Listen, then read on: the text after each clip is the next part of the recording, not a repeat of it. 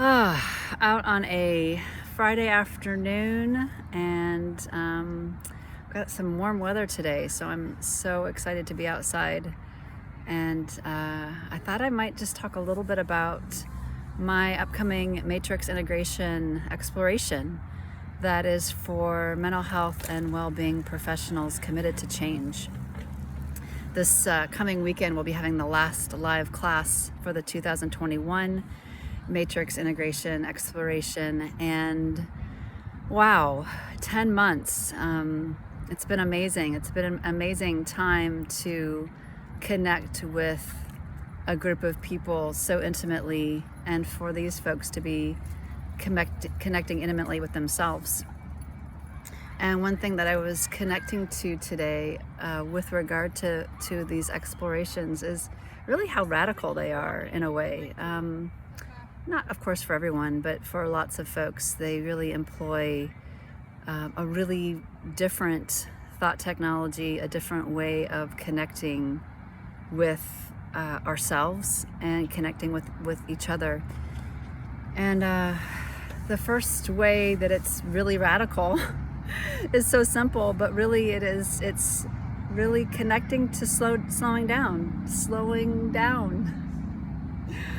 Like, how radical is it to invite our attention to slow down in our moments? For me, it's pretty radical. I'm not talking about appearances here, of course. I'm talking about our attention. How hard it is to bring our attention into this moment, this very moment now, as opposed to a mental reality of past or future, or of a mental reality of analyzing or problem solving or managing, all those things that of course are amazing that we can do. But to live from that place means that we have to be living from a pretty disembodied, a place of disembodiment, really, if we're going to be living head to head, right? So when I think about that, I was speaking with a client this morning who's in the course, and how common it is for us as human beings to be meeting each other head to head, right? And we are talking about therapists and those in the healing profession or well-being profession, and how often it's a head-to-head engagement. The therapist is coming from their head to meet the client in their head. And again, there is utility in that, but it's in my experience, it's a pretty limited utility, because there's this whole other reality down here, right? And what we were talking about is how innocently difficult it is to include from here downward. And this really interesting analogy just like popped up in my attention of how often in our young years we were in environments where there are like literal, well, not literal, but it felt like literal fires going on, right? Our parents may have been yelling or really quiet. Our siblings, may have been challenging. We may have just not been getting the attention, the nurturing, present attention and presence that we really needed. And that's hard. That's scary for a little being on the planet to feel alone, or feel like we're alone in this. Like we come in needing constant nourishment, constant nurturing, constant guidance, constant like a way of people who are showing us the way of how to be functionally human, right? We are counting on that as a species, and yet often what we're receiving or we're engaging with are adults who, for innocent reasons themselves, don't know how to provide nurturance or presence or connection. And then we kind of wind up raising ourselves in that. We kind of we just do the best that we can, and we adjust and we adapt, and we become very mentally oriented.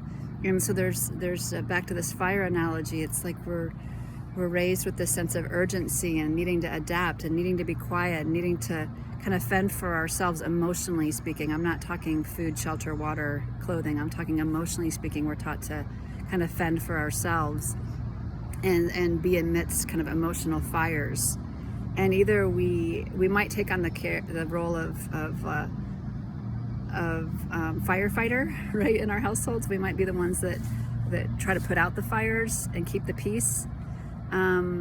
We might just really disappear ourselves. We might do both, right? We might do the opposite. We might act really large and be very loud, right, to compensate. But we can't learn well-being when there's fires going on, right? How could we? So my client this morning was like, gosh, like why is it that it's so hard for me to be present? Why is it so hard for me to be in my body and listen to myself and do even practices that are designed to support me, that do also necessitate me to connect to my body.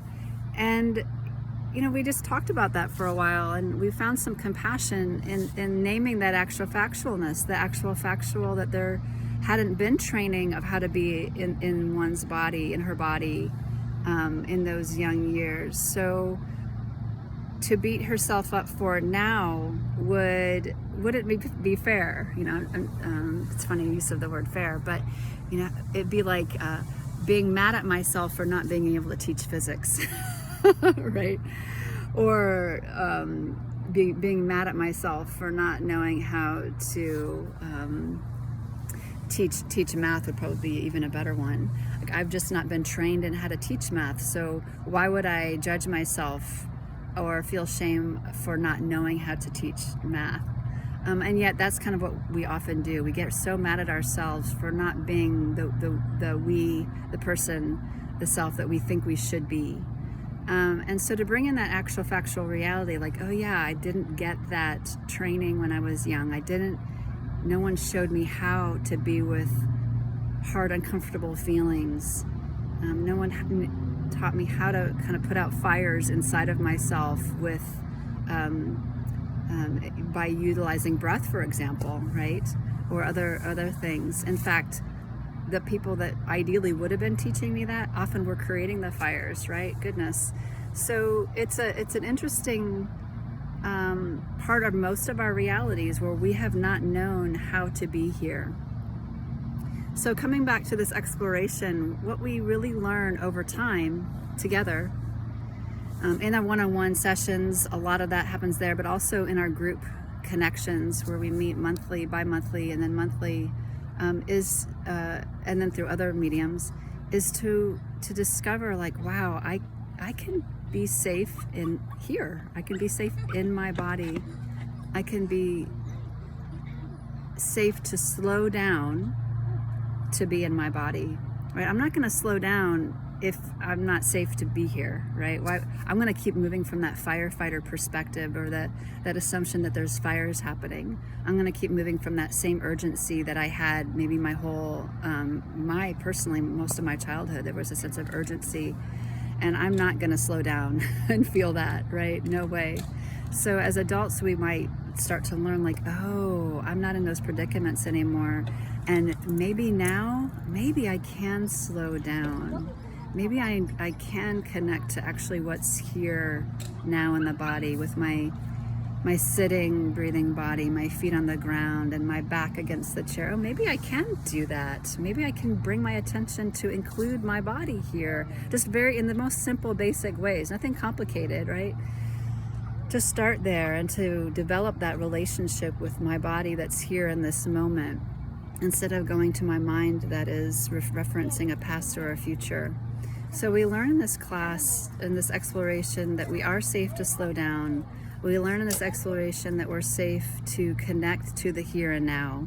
And then the really amazing thing that we learn is to do that in relation with ourselves, but we also learn how to do that with one another.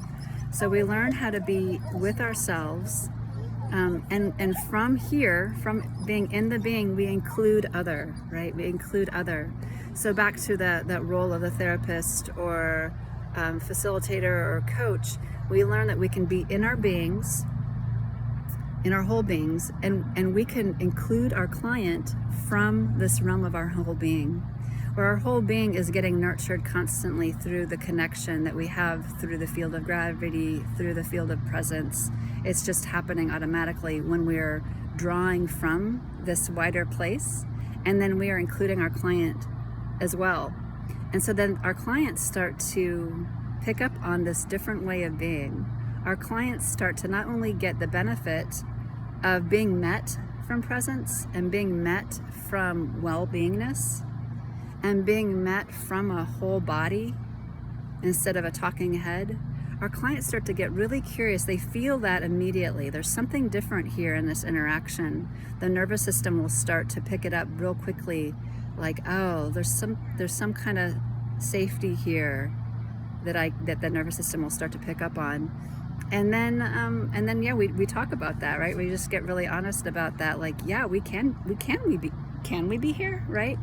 As a practitioner or therapist, of course, I know that I can be, but my client doesn't know that yet. So we just very, very, very slowly, right, start to introduce that possibility. And that's going to look 1,000 different ways with different clients, and who are all coming from different backgrounds and different experiences. So our life that was once really rooted in putting out fires, we start to put the hose down, the fire hose down. We start to take off the firefighting costume, take off the helmet, take off that heavy coat. We start to be less guarded, less protected against imaginary fires, and start, or fires that maybe kind of have been in our psychology or our emotional realm. We start to see that they're not there anymore. But we have, we do that very, very slowly. We really slowly connect to how we are living in a different reality now, and we don't have to go from urgency that lives from our thoughts, and we can drop down into something else that has some sustained depth and width and well-being, that really our spinning minds, our spinning thoughts, I should say, can't provide us with that. So our sense of being in the world moves from that sense of urgency and needing to fix and needing to tackle and needing to manage. And it just very, very slowly over time, because we're talking about neural pathway changes, which take time, very slowly our brain starts to regulate differently. Our nervous system starts to regulate differently. Our vagal nervous system is discovering, I was going to say wealth, which is true, but health. And we learn to make choices that support that brain regulation and that nervous system regulation. So we start to discover that we're living in literally a different reality than the reality that our trauma has been superimposing on our adult self. If you would like to know more about this, please reach out. I love talking about this. I'm so passionate about connecting to the possibility of wellness, of well-beingness, somatic embodied well-beingness that is not always easy, but with practice becomes habitual, actually. It becomes habitual. It becomes in our neural pathways to orient to well-being. So please do reach out, and I'll answer any questions that I can. I hope that you are having an enjoyable Friday afternoon wherever you are, and until next time.